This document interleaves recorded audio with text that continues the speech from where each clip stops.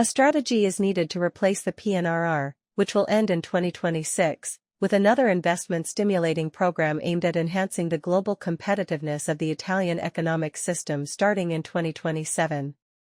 The first hypothesis I recommend to be engineered is an operation of public assets against debt, because the reduction of the latter has strong stimulating effects in terms of improved financial reliability ratings and increased resources in the national budget, both to reduce taxes and to finance forward-looking projects, as well as to attract more foreign investments.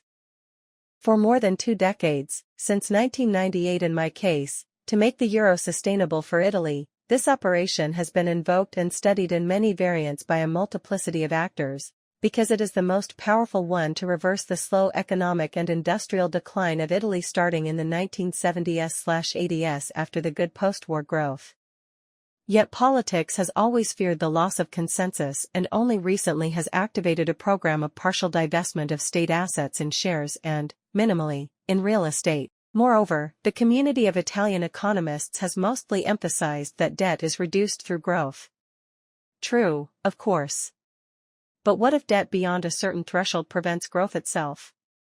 To this question, colleagues have mostly continued to respond with the mantra more growth is needed.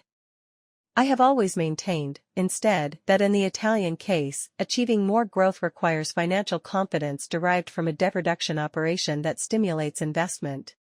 The PNRR has allowed politics to postpone a stronger debt reduction, currently pursuing it only as compliance with EU parameters. But once the PNRR ends, something else will be needed. And this something else implies reducing the current 80 to 90 billion euros per year in debt servicing. Is it possible? The government's initial rigor has improved Italy's rating and global perception. Therefore, I now consider it possible to activate the operation of public assets against public debt. How? By creating an Italian balancing fund, FIB, state-owned, to which the state transfers a certain amount of real estate, shares, and concessions. The available assets are between €600 and €700 billion, theoretical. A large part of the real estate belongs to local authorities, but this is not a problem. It is enough to form specific compartments within the FIB. This fund must be given a dual mission, not only to sell, but also to enhance value, for example, by bringing the yield of non-essential public properties up to market standards.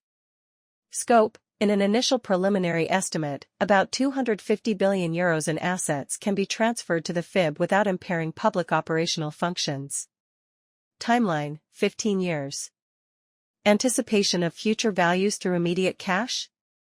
A European guarantee would be needed for FIB bond issuances. Estimated annualized return in the first hypothesis, in favor of investments and/or tax reduction, about €18 billion, nearly 1 point of GDP, starting from the second year of FIB activation.